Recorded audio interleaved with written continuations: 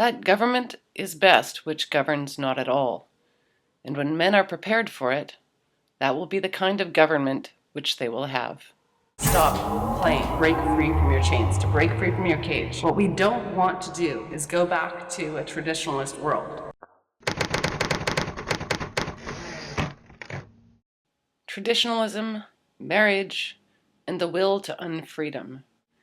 I've been asked many times to explain why I say what we don't want to do is go back to a traditional world, and I've made a few attempts to explain, but the problem has been that traditionalism, as is referred to in men's rights and in the MGTOW community, men going their own way, the discussion has been limited to traditional marriage.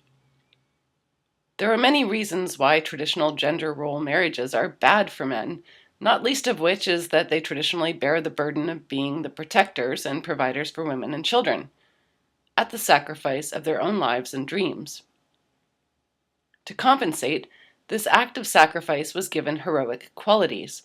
It is the good man who marries a woman, and the social rewards are many. And this is the justification given by those who support traditionalism and marriage. Even in MGTOW, known primarily for rejecting the institution of marriage, there are some who are merely holding out until feminism loses ground and men are given their traditional respect in their role as husbands.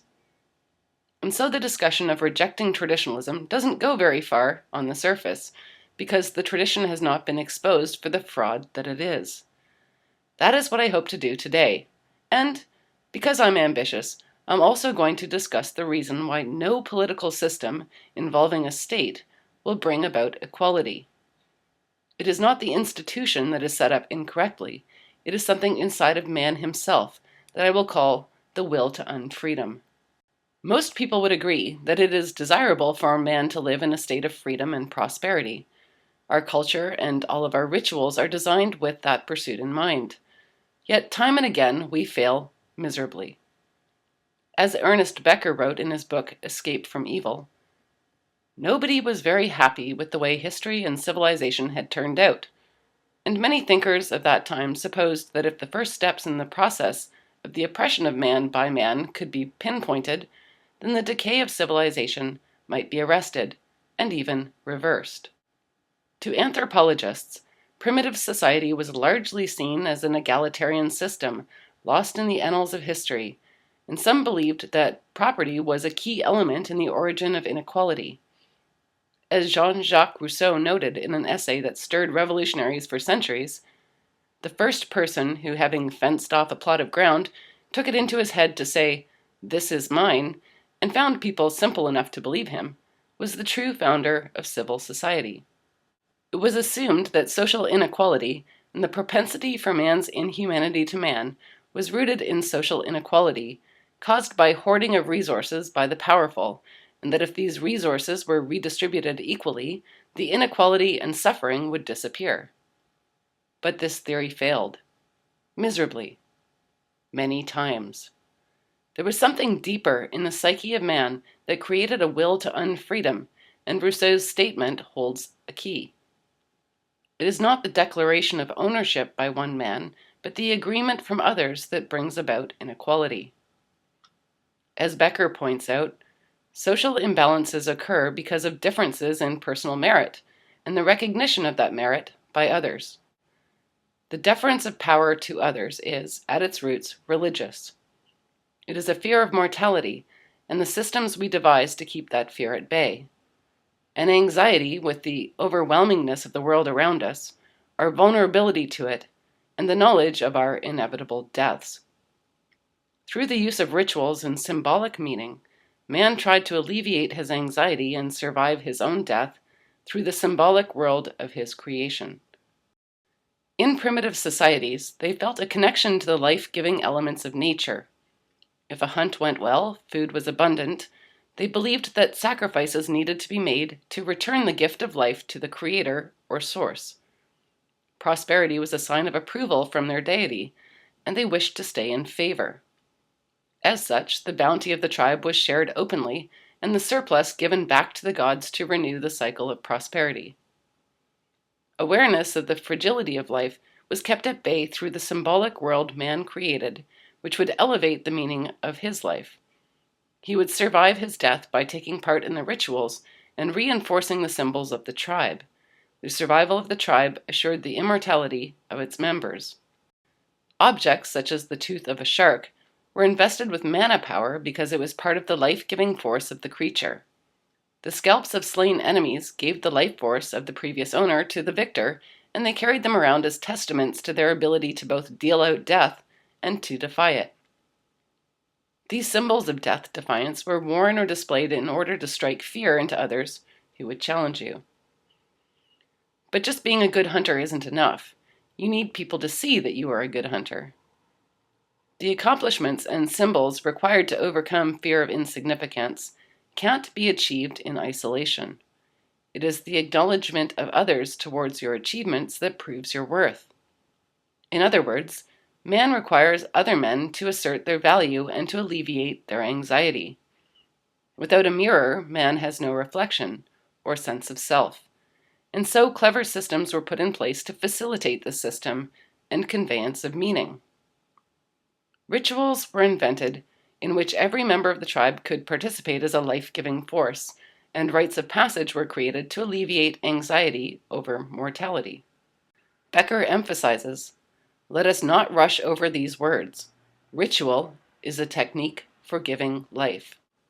He goes on to say, "Ritual could generate not only bears or yams or the life of the whole universe, but the individual soul as well.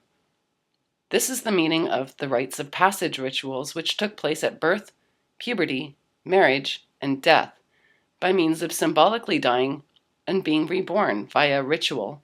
The individual was elevated to new states of being." Of course, these ideas seem silly to modern man. We no longer believe we can create brown kangaroos by making specific words or gestures over a fire, and yet the symbolic rituals remain the same, only in re-envisioned forms. The worship of invisible deities was replaced by tribal leaders who were seen as the physical contact point of the gods. Religious leaders in old times, often epileptics, would have religious fits from which they could come back with visions, and the tribe believed they could communicate with the life-giving force that caused food to grow and animals to be born. The bounty of the tribe was a reflection of the good relationship the chief had with the creator deity.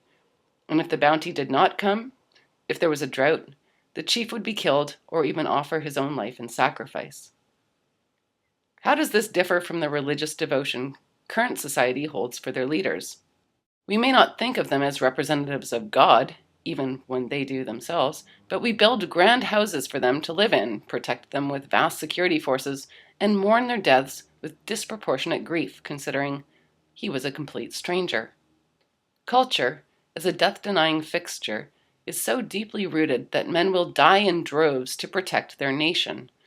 The survival of the state trumps their own self-preservation.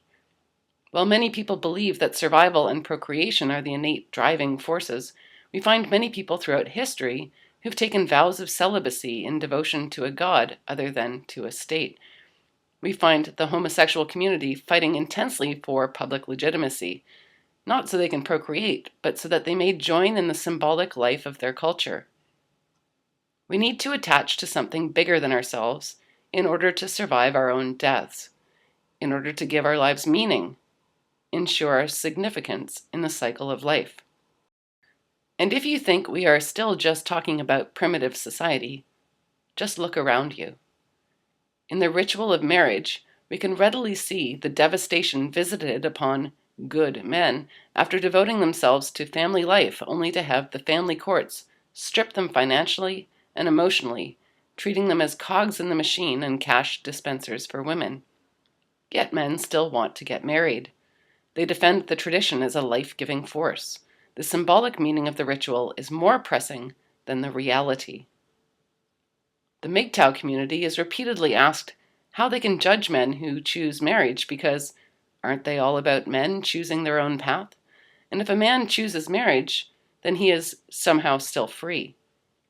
MGTOW usually responds that slavery isn't made okay because the slave gives up his freedom willingly. But why would a slave give up his freedom in the first place? Why do men, knowing the dangers, still choose to get married? Well, it's a fear-based behavior. Marriage, for those who believe it is necessary, claim that the ritual of commitment somehow solidifies the relationship. They fear that the person won't stay unless that ritual is performed. You can see the irrationality of this thinking, given how easy it is to now get divorced.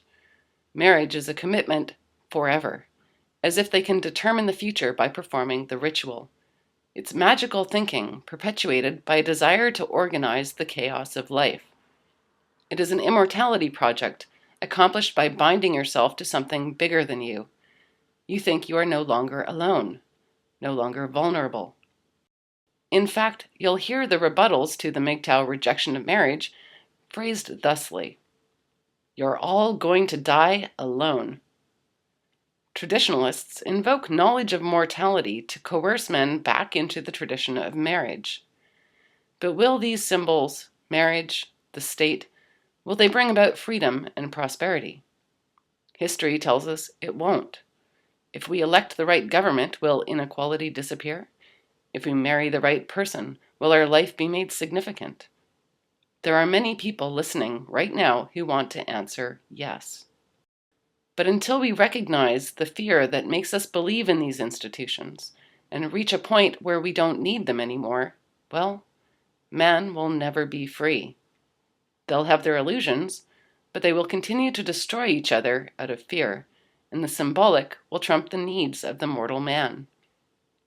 So we vote in our elections, slaughter others who threaten our way of life, and make vows to one another based on fear of being alone, needing validation from others that our life has meaning, and then wondering why we are not free. We mock or try to destroy those who threaten our symbols, and when our symbols fail us, we look for the nearest scapegoat to slaughter.